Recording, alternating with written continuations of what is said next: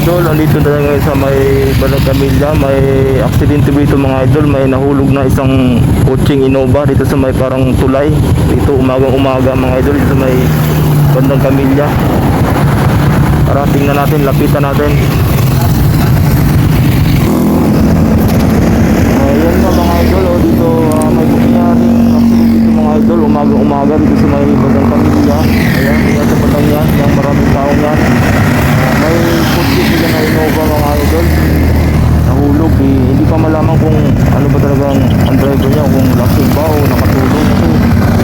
Kasi umaga mga idol, saka ang liwanag, tatakaw ba't nahulog yan siguro. Lasing ba o naka-skip yung driver, hindi pa malaman yung dahilan mga idol, kasi wala pa namang pulis.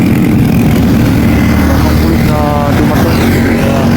Ayan o, maraming tao ngayon bagong-bagong sa may Bandang Camilla. So dito yung marurot yung kotse mga idol, kotse na Innova. Simula dyan, simula dyan sa taas, yan, papunta dyan, papunta doon sa baba. Ang problema mga idol, kasi hindi na yata nakapapig yung manobela, dire-diretso hanggang doon sa may bangin, nahulog. Malalim mga idol dyan, maraming taong yan. Andyan yung kotse Innova. Dito pa yung mga idol sa mga idol. Mula doon sa taas, ganapan dito mga idol na ang kotse na nahulog dito sa may ano. Kung pa masagasaan dito sa may parang tulay na maliit. Anong kahon na niyo ayun, nahulog dito may pangin mga idol, kotse Innova. Ito nangyari yan, umaga. Dito yan o, lalim. Yan o. Kaso yung driver mo idol, wala na dito, di na malaman kung saan na. Ano bang nangyari sa driver? Yun ang bisigatingan mga tao dito, wala na yung driver. Simula dyan sa taas ng kotse niyan, napunta rito. Yan. Yung matanda, umisip kong masagasaan yung matanda ng mga ahon. Ayan, malalim. Parang buntok na ito mga idol. Ayan o. Talagang pagulong-gulong na yung konti na dyan, pababa. Medyo malalim na mga idol. Sa gilid na kalsada, parang bangin siya. Bangin talaga siya.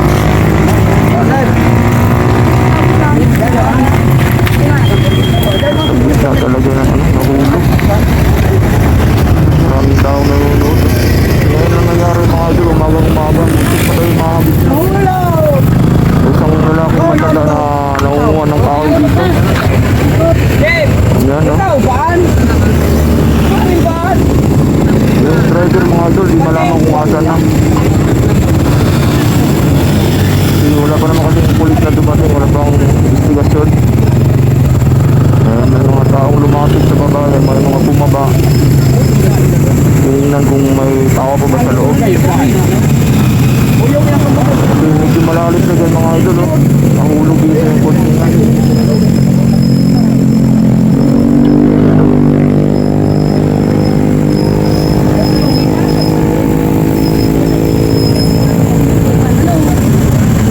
Grabe, umaga-umaga. Ang napakaliwanag naman sana kasi lang siguro nga lasing yung driver or ewan kung nakaisip pa. Kasi dire-diretso na lang oh. Mula dito sa taas mga idol dyan, dire-diretso na lang sa dito. Wala lang pagis-pagis. Hindi na yata nakaliko siguro. Sobrang inisintak. Sige sa damuhan, nahulugan dito kami. Ayan no. Wasak kayo ng kabilang gulong mga idol kasi simulator dito sa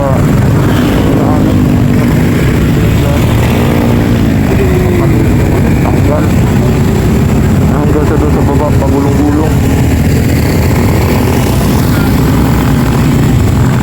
Ang kotse Innova mga idol dito sa may Bandang Camilla.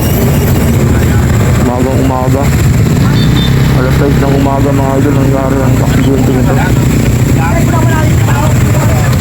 Yan o. Daming tao.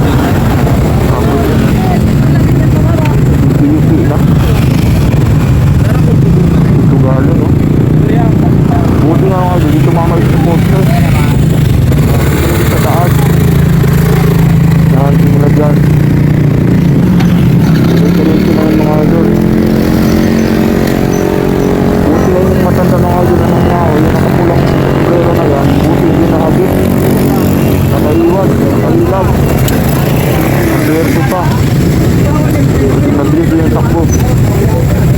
Yung kotse inubang to, kaya yan, diretso sa may bangin.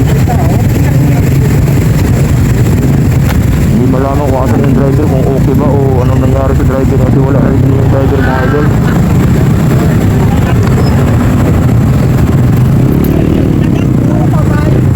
Yan, malalim yan. Umaga.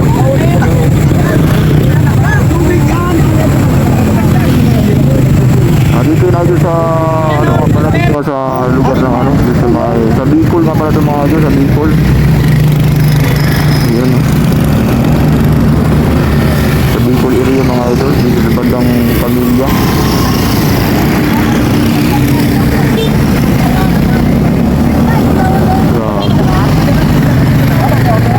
Itong matandang tumadol, yun yung muntik na mahagit. Yan. Wala dito, dire-diretso na kaya hanggang doon sa ilalim. Sa baba, dyan o. Gulong-gulong din yung kotse. Papunta yung, nandiyan, papunta dito sa baba.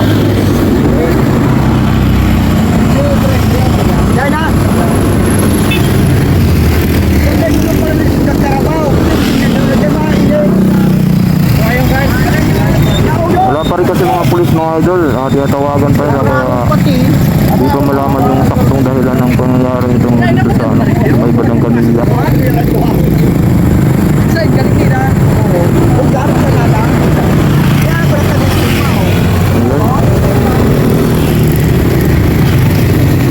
Umagang umaga.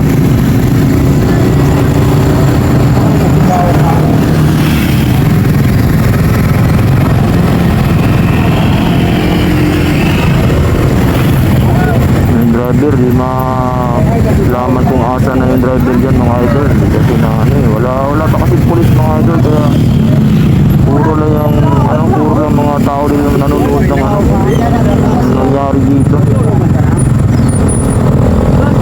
Dito yung sa may Kamilya mga idol, Badang Kamilya, sa taas. Mabulusok kasi mga idol yung kalsada, simula dyan, mabulusok na kasi ang papunta dito sa baba. Ayan, dire-diretso siguro, walang plane o mabilis yung takbo mga idol. Ayan, dire-diretso yung sabay pangin, no? Ayan. Napakaswerte talaga yung mata ng mga idol kasi hindi nakagip, nakailag pa. Buti na lang talaga.